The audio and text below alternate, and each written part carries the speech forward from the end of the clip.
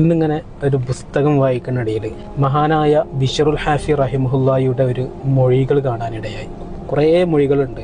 അതിൽ മനസ്സ് തട്ടിയൊരു മൊഴിയുണ്ട്. അതായത് ബഹുമാനപ്പെട്ടവർ പറയാണ്, ഭൗതിക സുഖ ഐശ്വര്യങ്ങൾ ലഭിക്കാൻ അള്ളാഹുവിനോട് പ്രാർത്ഥിക്കുന്നവൻ മഹ്ശറയിലെ ദീർഘമായ നൃത്തമാണ് ചോദിച്ചു വാങ്ങുന്നത് എന്ന് മനസ്സിൽ വല്ലാതെ തട്ടിപ്പോയി. കുറേ നേരം ചിന്തിച്ചിരുന്നു. സംഗതി ശരിയാണ്.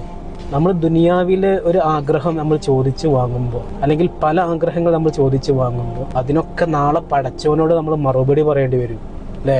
സമ്പത്താണ് നമ്മൾ ചോദിക്കുന്നത്, ആ സമ്പത്ത് എന്തിനു വേണ്ടി ചിലവഴിച്ചു എന്ന് നാളെ പടച്ചവനോട് മറുപടി പറയേണ്ടി വരും.